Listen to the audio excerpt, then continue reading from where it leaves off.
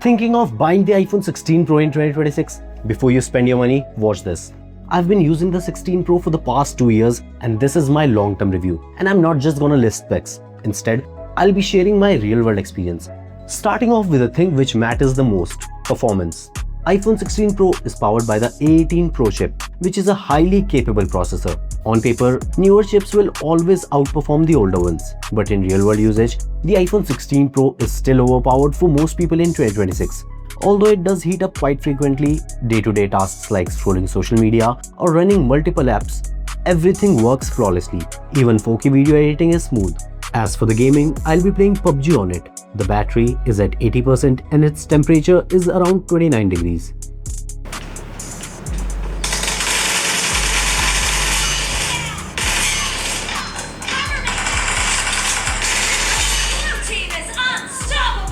I played the game for about 30 minutes and during this time there were no lags or frame drops. For 30 minutes of playing PUBG, the 16 Pro consumed 10% battery and its temperature was running about 4 degrees higher.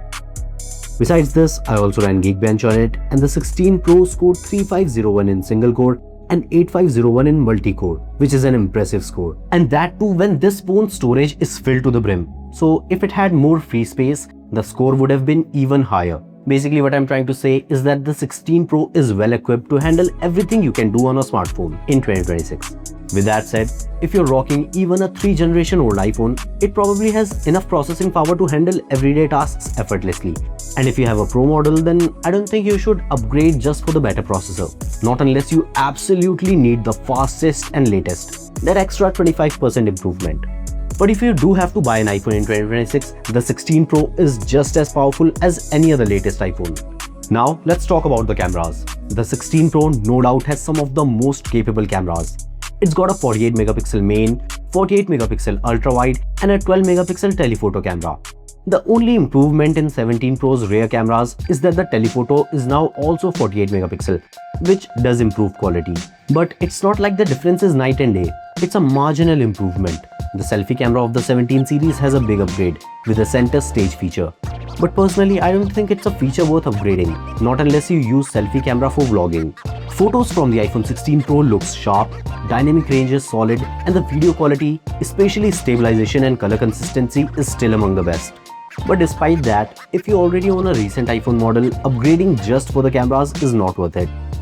But say, upgrading from a 3 or a 4 generation old iPhone, you'll get significantly better low light performance, more consistent results, pro level video features, and overall better stability. Compared to the newer base iPhone 17, the 16 Pro still has an edge with better telephoto capabilities and higher ProRes video recording. Build-wise, iPhone 16 Pro still feels like a flagship in hand. With a titanium frame, it's definitely more premium and more durable than the new aluminum build of the 17 series. I've been using my 16 Pro for over a year and to this day, there isn't a single scratch on it. Whereas my new 17 Pro Max already has a few scratches, even though I've been using it with a cover. Look-wise, I know it's subjective, but I think the 16 Pro looks better than the iPhone 17 Pro. It's got ceramic shield protection all around, IP68 water and dust resistance, and a fast USB-C port. However, if you're coming from an older Pro model, say the iPhone 14 Pro or even the 13 Pro, you're not getting a wow upgrade here. The phone will feel familiar, slightly lighter, slightly refined but not transformative. For me, the only substantial upgrade is the USB-C port. The camera control and the action button are nonsense upgrades from a value standpoint. But if you're upgrading from an older base iPhone, like an iPhone 12, 13 or even a 14, this is a completely different story. The ProMotion display, better materials, slimmer bezels and overall in-hand feel will instantly make the iPhone 16 Pro feel like a massive step up. The same goes for the display too. If you're already using a Pro iPhone, you're used to the 120Hz refresh rate. But if you're coming from a base iPhone, trust me, once you use 120Hz, there's no going back. It feels incredibly fluid and responsive.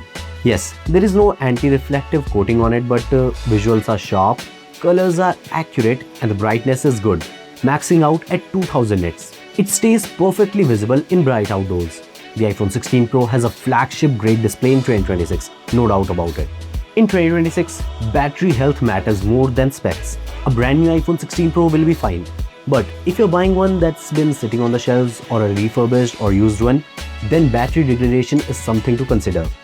My 1-year-old iPhone 16 Pro's battery health is at 90% and it easily lasts a full day with moderate usage. But for a second-hand or refurbished iPhone 16 Pro, the battery health should be at least over 85%. If it's not, then you should factor in battery replacement cost along with the price. Do that and you're good for another couple of years. Software-wise, the iPhone 16 Pro is running on the latest iOS version. It runs all Apple Intelligence features and will continue to receive new features and iOS updates for years to come. So, should you buy the iPhone 16 Pro in 2026? Let's make this very clear. If you already own a recent Pro iPhone, say the 14 Pro or the 15 Pro, no, it's not worth upgrading. Your iPhone is still excellent and the gains are not big enough to justify the cost. But if you're upgrading from an older base iPhone, then yes, the iPhone 16 Pro is a very good value buy. You get a high-end display, better cameras, stronger performance, and a more premium overall experience. If you're choosing between a newer base iPhone and the 16 Pro, ask yourself this: do you care about the fast USB 3 port? Do you want better cameras and a more premium feel? If yes, then the 16 Pro still makes sense. If no, then the newer base iPhone might be a smarter and more future-proof choice. At the end of the day, the iPhone 16 Pro in 2026 isn't about chasing the latest model. It's about buying the right phone for your usage and for the right price. And if you get it at a good deal, this is still an iPhone you can confidently use for years to come.